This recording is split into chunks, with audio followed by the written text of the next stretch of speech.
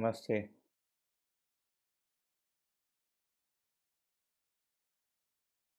यहाँ पर सिग्नल कर नहीं सकते हैं।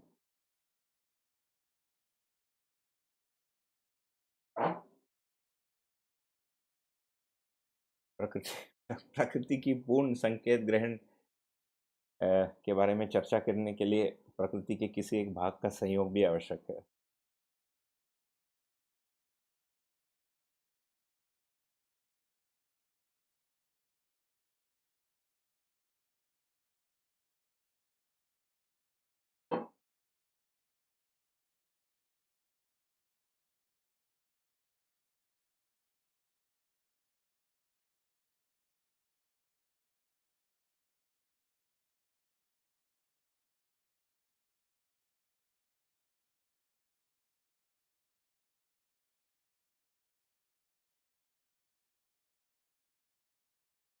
2 मिनट रुक जाएँगे।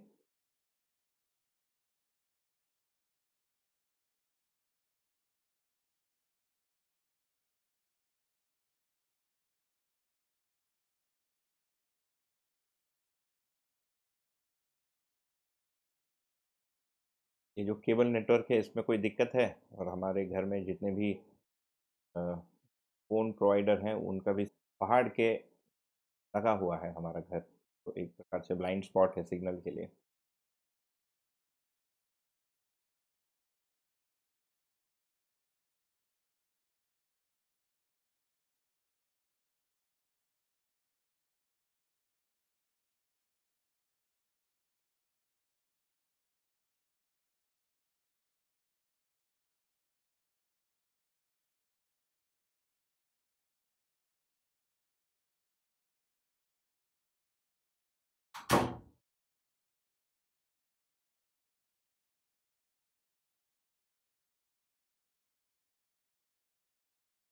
ठीक है, मुझे लगता है हम आगे करेंगे। अभी भी नो साउंड है?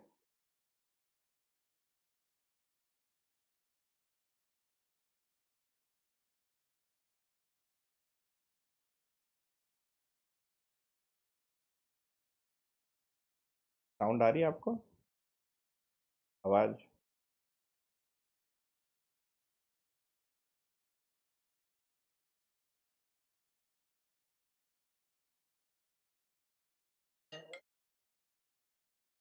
हाँ जी।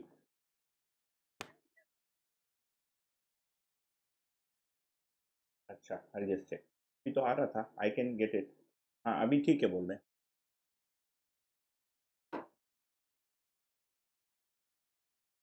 ठीक है। ओके, लाउड एंड क्लियर, ठीक है। चलिए, आगे बढ़ते हैं।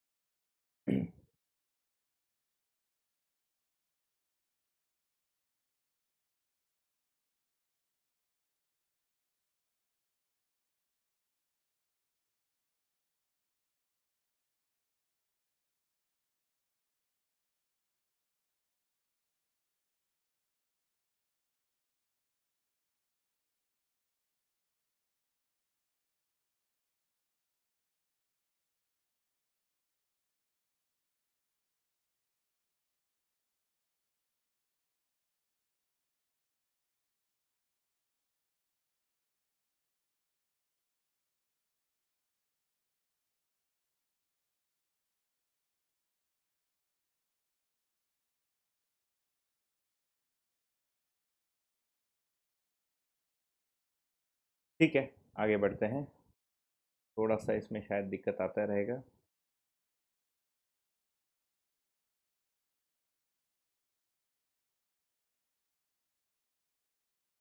अभी आधा घंटा है हमारे पास।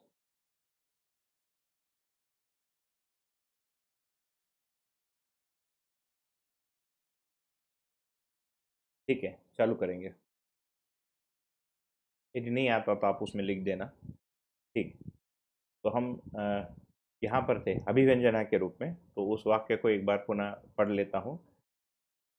अ,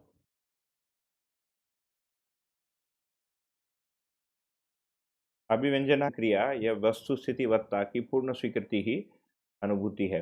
तो इस वाक्य को का क्या तात्पर्य बनता है? अभिव्यंजना की पूर्ण ग्रहण क्रिया, तो व्यंजित होना जीवन में कौन सी इकाइयाँ होती हैं? मन, चित्त तथा बुद्धि जो है ये व्यंजित होते हैं।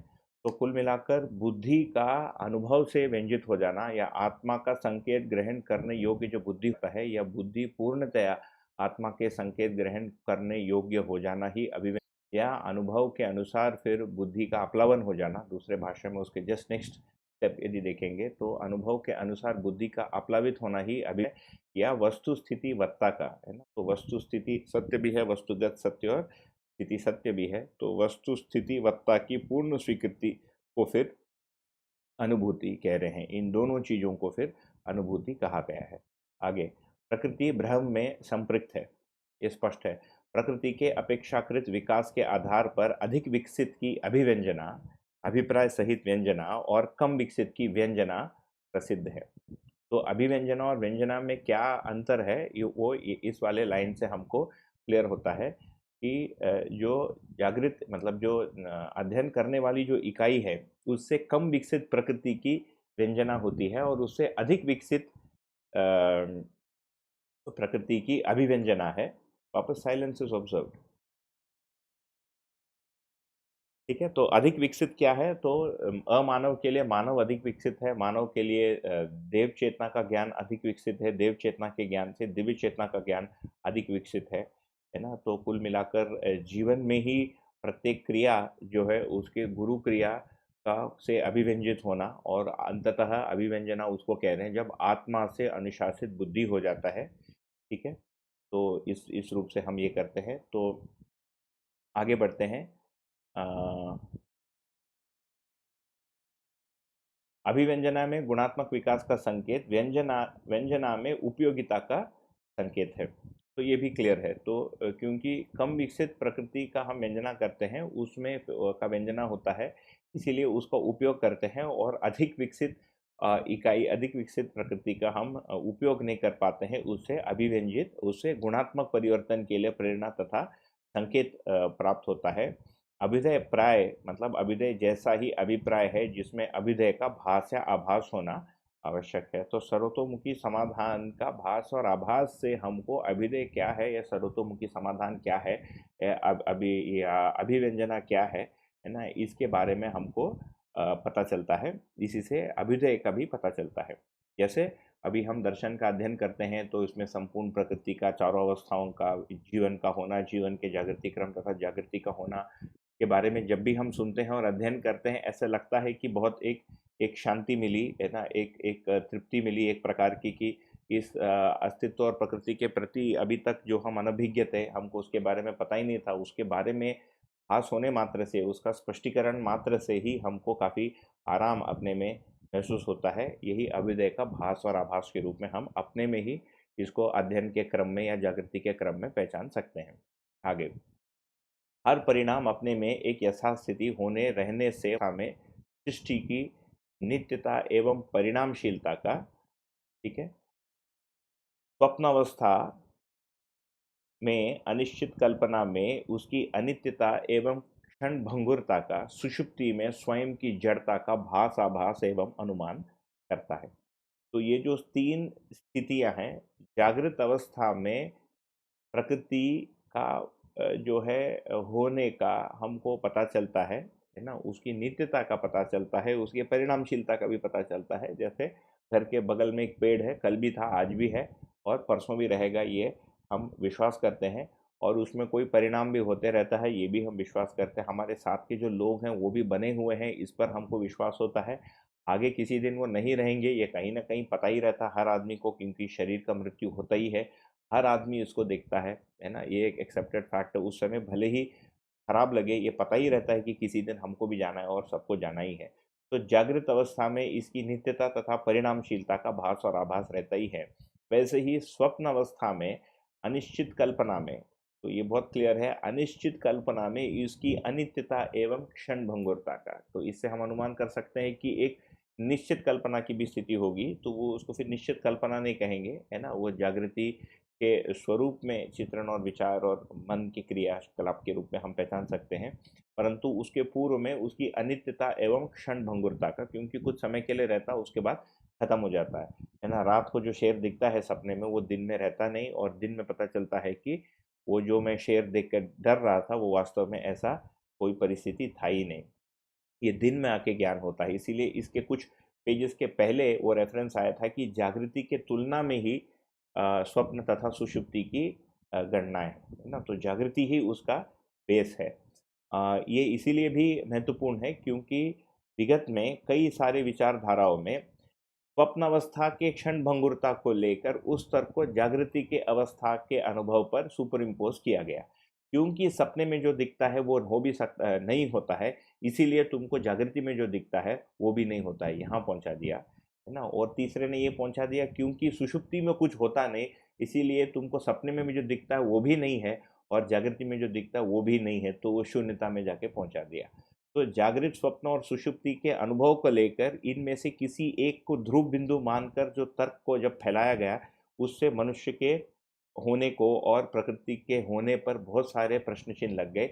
इन वाक्यों से हमको समझ में आता है कि इसके मूल कारण भ्रम ही है, इसका मूल कारण कल्पनात्मक एक प्रोजेक्शन ही है।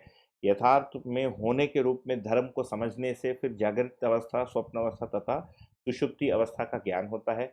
उससे फिर पता चलता है कि जागृत अवस्था ही ध्रुव बिंदु है वस्तुस्थिति सत्य का, उसके तुलना में फिर सुषुप्ति तथा स्वप्न अवस्थाओं की गणनाएं तथा उनको समझा जा सकता है। ठीक है। इसी का परिणाम है कि ये सब अनुभूति के लिए त्वरण की भूमिका का निर्वहन करते हैं, है ना। क्योंकि ये सारे भिन्न भिन्न अवस्थाओं से एक मनुष्य गुजरता है। और मैं अभी जो जो कह रहा था कि लोग इसके बारे में आज तक सोचे ही हैं, बहुत सारे लोगों ने उस पर कुछ उसको समझने का प्रयत्न भी किया है। इसी के कारण ये आगे अनुभूति के लिए फिर सोचता है कि वास्तविकता में क्या है, मैं हूँ भी कि नहीं हूँ, है ना, संसार हूँ भी कि नहीं है ना। तो इस प्रकार के जो प्रश्न है मनुष्य पहले से क्यूरियोसिटी या जिज्ञासा करता ही आया है। तो यही कारण है इसके होने का। निद्रा जड़ शरीर की आवश्यकता है, न कि चैतन्य क्रिया की आवश्यकता। तो बहुत छोटी सी लाइन है, बट इसको यदि हम अनुभव कर लेते हैं तो मुझे लगता है अपने में बहुत बड़ी एक स्पष्टता या क्लैरिटी की उपलब्धि हम प्राप्त कर सकते हैं कि ये जो भी सोने का जो क्रिया है, ये मेरी आवश्यकता नहीं है, जीवन की आवश्यकता नहीं है, ये शरीर की आवश्यकता है। तो सोना जो है शरीर को सुलाना है। तो मैं सो रहा हूँ ये जब कहते हैं तो मानव के रूप में वो भाषा बनता है, जीवन के रूप में बनेगा तो जीवन जो है शरीर को सुलाता है। सुषुप्ति की अवस्था में जीवन उसके संचालन को नहीं के बराबर या बंदी कर देता है। उसके वजह से मतलब उसमें जो कल्पनाशीलता और ज्ञानेंद्रियों के द्वारा और कर्मेंद्रियों का जो संचालन है मोटे रूप से वो बंदी हो जाते हैं, शारीरिक क्रिया चलती रहती है। इसको फिर हम निद्रा के रूप में स्वयं प्रतिदिन प्रति रात हम लोग या दिन में, कुछ लोग दिन में सोते हैं, उसको अनुभव कर सकते हैं। ठीक है, आगे।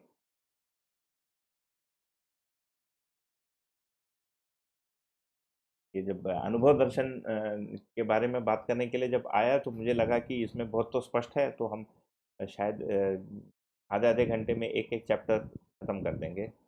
अब एक एक लाइन को मतलब ऐसे देख कर यदि उस पर बोलने के लिए वो बनता है तो इतना सारा बनते जा रहा है अपने आप ही, बोलने के लिए एक एक लाइन पे। तो मेरे भी मैंने भी ये सोचा नहीं था कि इस पर हम इतना समय देने की आवश्यकता करेंगे।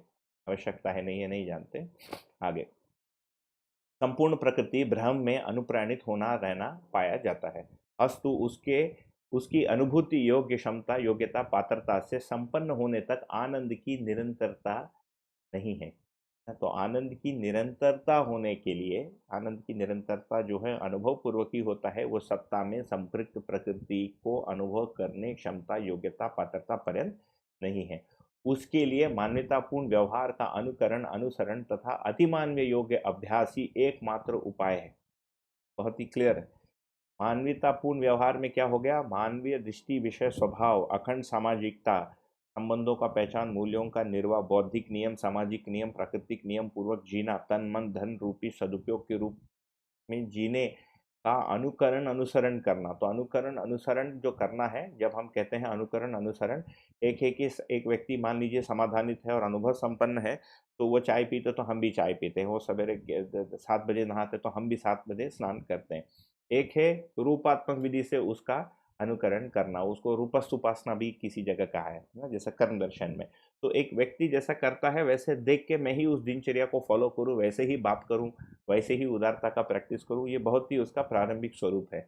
दूसरा है हमारे गुण जागृति के गुणों के रूप में हो जाना, ये फिर अनुकरण अनुसरण का मतलब होता है, या अनुकरण का मतलब होता है कि हमारे जो गुण हैं, हमारे में भी विश्वास, सम्मान, स्नेह और कृतज्ञता के भाव आ जाए, है ना, ये फिर वास्तविक उपासना है। वैसे ही हमारा स्वभाव भी ऐसा हो जाए और वैसे ही धर्म की भी हमारे में वैसी ही अनुभूति हो जाए, वो अतिमानव्यता योग्य अभ्यास। अतिमानव्यता योग्य अभ्यास का मतलब है अतिमानव्यता से संबंधित ज्ञान, दृष्टि, विषय तथा स्वभाव से संपन्न होने के लिए हम जो करते हैं वो अतिमानव्यता योग्य अभ्यास के रूप में है ना। तो अनुभव होने के लिए पहले मानवतापूर्ण व्यवहार या मानवतापूर्ण आचरण का अनुकरण अनुसरण करना, तत्पश्चात अतिमानवीय मतलब दया से संपन्न हो जाना, प्रेम से संपन्न होने के लिए और पूर्णानुभूति के लिए हम जो अभ्यास करते हैं, यही एकमात्र उपाय है। इसका यह मतलब है कि मानवतापूर्ण आचरण को नहीं सोचते हुए, उसमें अनुकरण अनुसरण तथा प्रवृत्ति न होते हुए अतिमानवीयता पूर्ण अभ्यास या अतिमानवीय योग्य अभ्यास के बिना हम अनुभव को प्राप्त कर लेंगे, इसकी संभावना नहीं है ना। तो आगे बढ़ते हैं। संवेदन क्रिया ही क्रिया के साथ आस्वादन, सानिध्य और संघर्ष में स्थित है। ये स्थिति में है। आस्वादन की क्षण भंगुरता, सानिध्य में प्रेरणा, संघर्ष की असहनीयता प्रसिद्ध है। तो ये संवेदन क्रिया, तो जो शरीर में जो 5 संवेदनाएं हैं उसको मिलकर हम जो करते हैं, इसको भी संवेदना का है। संवेदनशीलता उसको कहते हैं जब मनुष्य के प्रति हमारे में संवेदनशीलता बन जाती है कि स्वयं के सुख दुख का जो कारण है वही सामने वाले के भी सुख दुख का कारण है ना। तो यही क्रिया आस्वादन, सानिध्य और संघर्ष के स्थिति में है। तो आस्वादन में वो क्या होता है, जड़ प्रकृति का आस्वादन, मतलब भोजन का और अच्छे म्यूजिक का, एक दृश्य का, इसकी क्षण भंगुरता प्रसिद्ध है। तो पहाड़ पे चढ़ के जो सीन दिखता है थोड़ी देर के लिए अच्छा रहता है, उसके बाद चले जाता है। सानिध्य से प्रेरणा बनता है ना। तो एक श्रेष्ठ व्यक्ति, एक अच्छे व्यक्ति या कोई ऐसा व्यक्ति जिनमें ऐसा कोई अच्छाई है या अच्छा गुण है जो मुझ में नहीं है ना, उससे फिर हम प्रेरित होते हैं। जैसे मान लीजिए हम उतने श्रमशील नहीं हो और एक व्यक्ति बहुत श्रम करता है, उसको देख के एक प्रेरणा मिलती है कि नहीं हम भी श्रम कर सकते हैं। या एक व्यक्ति बहुत सेवाभावी और हम में सेवा का भाव नहीं है या सेवा की प्रवृत्ति या वृत्ति नहीं है, उनको देखकर एक प्रेरणा मिलता है कि मैं भी ऐसा सेवाभावी बन जाऊं। और संघर्ष की असहनीयता, तो संघर्ष जो है व्यक्ति के साथ भी हो सकता है और प्रकृति के साथ भी होता है। दोनों का ही असहनीयता हमको दिखता है, दोनों प्रसिद्ध है। सृष्टि की सम विषमात्मक क्रिया में आवेश का अभाव नहीं है। तो सम और विषम दोनों ही आवेश है और इसमें आवेश का कोई अभाव नहीं है।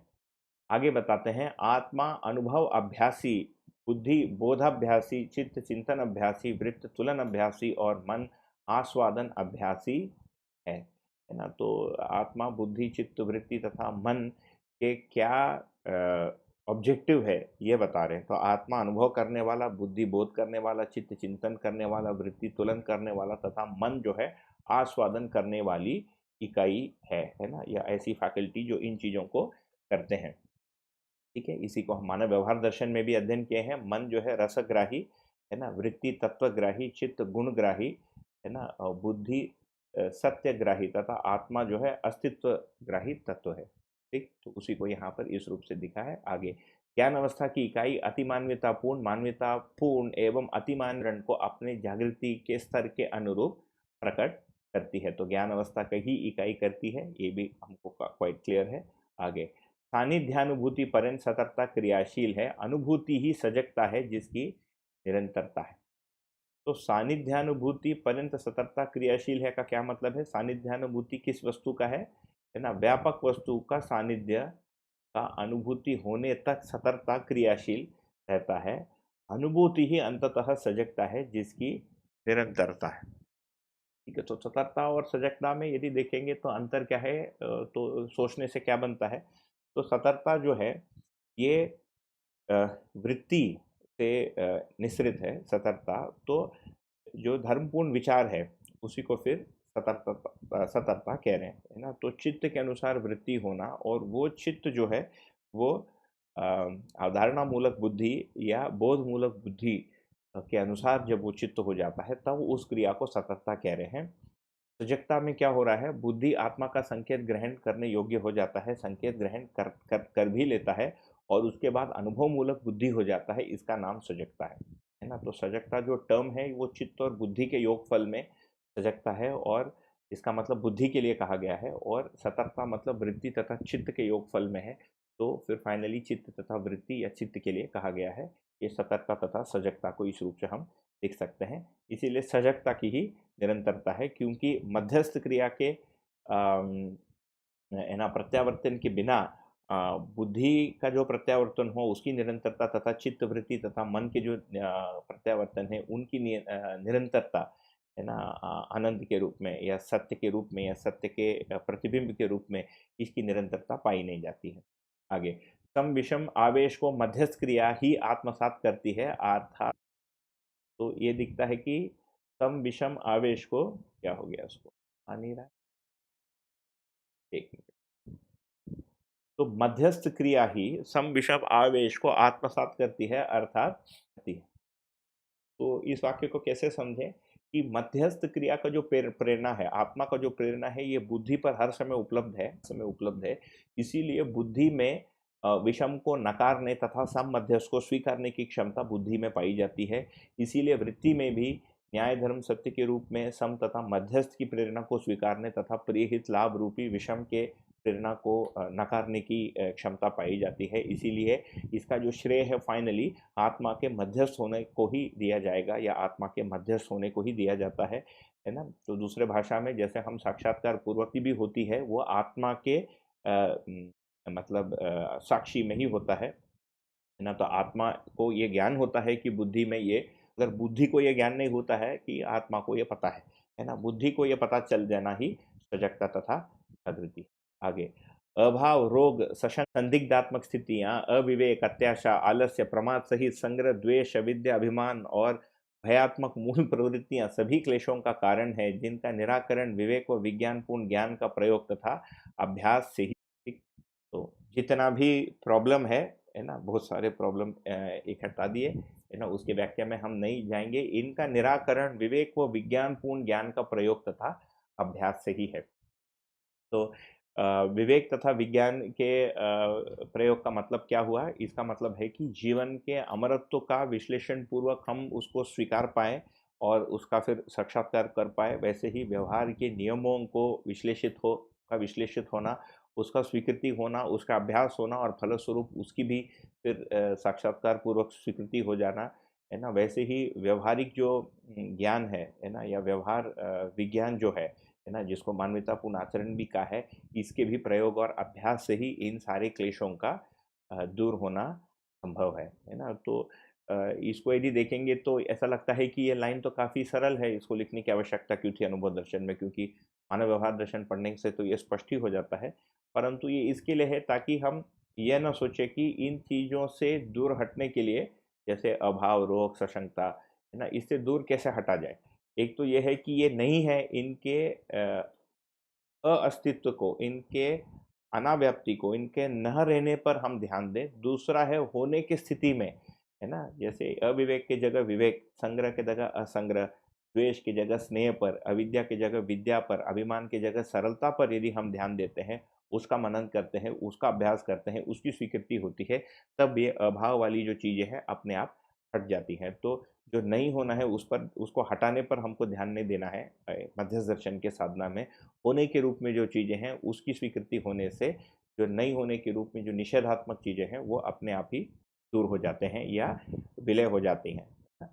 सत्कर्म विकास अनुकूल में प्रवृत्ति हेतु आप्तों का उपदेश है, इसी को फिर सत्कर्म कह रहे हैं ना। नियम त्रय का अनुकरण अनुसरण ही सारे आप्त पुरुष, मतलब अभी तक जितने भी जीवन इस धरती पर या अनेकों धरती पर संपन्न हुए हैं, जिनको आप्त पुरुष नाम दिया है, इन सभी का एक समान उपदेश है। क्लेश व हर्ष कर्म परिपाकवश ही भाषित, अच्छा, क्लेश व हर्ष कर्म परिपाकवश ही भाषित होता है। तो ये भी दिखता है कि जो भी क्लेश है, जो भी दिक्कत है ना, जो भी दुख है, तथा हर्ष जो भी प्रसन्नता है, ये कर्म के फल के रूप में ही हमको भास होता है। मतलब कर्म करने से ही इसका पता चलता है, केवल अंदर ही अंदर बैठ के हम सोच लें और उसमें क्लेश और हर्ष का भाषित हो जाना ये पॉसिबल नहीं है। मतलब मनुष्य जो है व्यवहारिक इकाई, चीज़ों का भास या आभास होना पाया जाता है।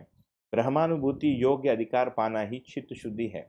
यही चिंतन, यही चैतन्य चिंतन कार्यक्रम है। काफी एक इंटरेस्टिंग लाइन, ब्रह्मानुभूति योग्य अधिकार पाना ही चित्त शुद्धि है। इसका मतलब है कि चित्त शुद्धि के बाद ही ब्रह्मानुभूति योग्य अधिकार पाना संभव है।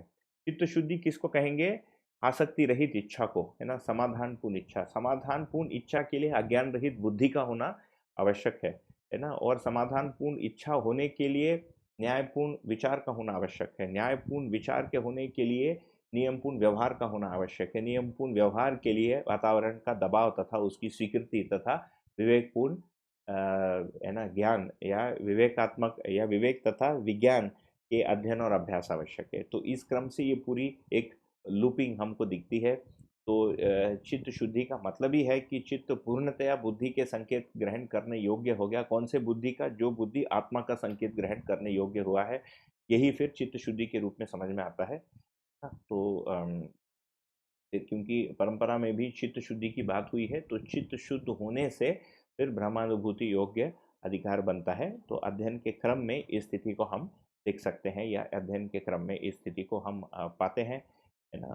वो कौन सी स्थिति है वो अपने में एक मुद्दा है, वो अभी चर्चा का विषय नहीं बनता है हमारे लिए।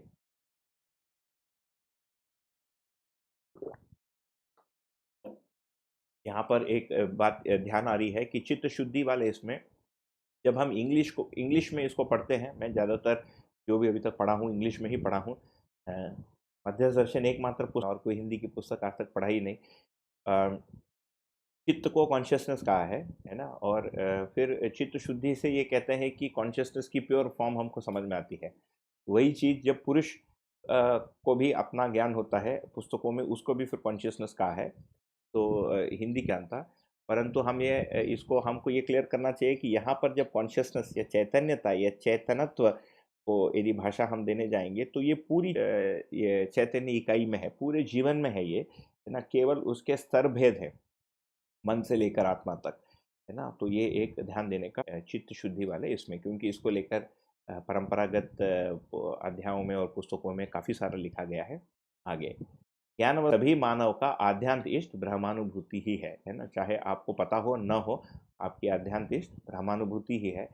क्योंकि परम तृप्ति, और परम तृप्ति के पहले या परम ज्ञान के पहले सब कुछ जानना तथा परम तृप्ति के पहले कोई भी मानव रुकना नहीं चाहता है। अतएव मानव द्वारा मात्र उसी के अनुकूल व्यवसाय, व्यवहार, विचार, विधि व्यवस्था, अध्ययन, शिक्षा प्रणाली, विनिमय और उपयोग प्रणाली का प्रणयन एवं उन्नयन तथा पालन, अनुसरण ही सर्व मंगलमय कार्यक्रम। तो उससे संबंधित जो भी कार्यक्रम है, इन सारे चीज़ों के लिए उसको सप्राणित करना, मतलब उसको जीवित बना के रखना, उसको उन्नत करना, उसका उन्नयन करना ही, है ना, और उसका पालन करना तथा अनुसरण करना ही सर्व मंगलमय कार्यक्रम है। इसका मतलब है कि जैसे मान लीजिए हम इसके योग्य संस्कृति, जैसे ये जो अभी प्रस्तुतियां हैं, प्रस्तुतियों का क्रम है यूट्यूब के माध्यम से मैंने बोल दिया मान लीजिए, तो हमने दर्शन की जो सूचना है उसके गति के लिए कुछ अपना योगदान दिया, ठीक है। तो ये मानवीय संस्कृति, तो ये मध्य दर्शन के गति के लिए नहीं है, मानवीय संस्कृति को मध्य दर्शन के माध्यम से गति प्रदान देने के लिए ये कार्यक्रम है, ऐसी मेरी स्वीकृति है। परंतु केवल इसका प्रणयन उन्नयन करने मात्र से काम पूरा नहीं होता, उसका पालन और अनुसरण भी करना पड़ेगा। तो उसके योग्य व्यवसाय, व्यवहार, विचार, विधि तथा व्यवस्था को हमको बोल के सुनने के अलावा उसके अपने में आत्मसात करके उसकी अभ्यास करने की भी आवश्यकता है ना। और उसी से फिर आगे है ना मानवतावादी जो या मानवतापूर्ण जो जीवन से संबंधित ज्ञान, आचरण वगैरह की बात आती है। तो ये भी 5 मिनट बचा है, घड़ी बता रहा है, तो हम 5 मिनट पूरा करके इसको रोकते हैं और कल बढ़ाएंगे। कल आखिरी दिन है, तो हो सकता है, क्योंकि आज एक 20 मिनट का ब्रेक हो गया, we have 2 more chapters, total 5 chapter थे। तो हम देखते हैं कल क्या होता है। वैसे ये आपको सूचना देने के लिए कहा गया था कि कल ये अनुभव दर्शन का आखिरी क्रम है, इस सूचना को मैं कल भी रिपीट करूँगा। तो उसके बाद इसके जो आयोजक हैं इस सत्र के, राकेश गुप्ता जी, उनकी ओर से ये सूचना था या है कि उसके बाद हम 7-8 दिन का एक ब्रेक ले लेंगे और उसके बाद वाद वाली प्रक्रिया को शुरू करेंगे। लगभग 1.5 महीने से, उन्होंने कहा 25 मार्च से ये क्रम जारी है, तो सप्ताह भर के ब्रेक के बाद ये पुनः वाद वाली जो कार्यक्रम है उसको शुरू करेंगे। तो मैं ऐसा सोचता हूँ कि अभी 3 ही मिनट बचा है, तो अध्याय 8 को क्यों ना हम कल ही शुरू करें। और मान लीजिए यदि कल इसको पूरा नहीं कर पाते हैं, तो परसों थोड़ा-सा समय लेके, क्योंकि उसके बाद की कोई प्लान नहीं है, तो उसमें कोई दिक्कत नहीं आएगी। होपफुली द इन मैं तब तक इसके लिए दूसरे किसी विकल्प सोचता हूँ। अ, परंतु जितने भी सिग्नल हो सकते थे सभी ट्राई कर चुके हैं हम लोग घर में। फिर भी एक बार मैं कल इस पर हम ध्यान देंगे। तो आज के इसमें हम पूरा करते हैं अध्याय 7। 6 और 7 2 अध्याय पूरे हो चुके हैं, या 5 भी था। 8 और 9 2 अध्याय हैं हमारे पास, शायद 9 ही हैं। ये 8 हो गया, ये 9 हो गया। ठीक है, तो हम 8 को 9 काफ़ी लंबा लग रहा है। लगता है हम परसों तक चले जाएंगे।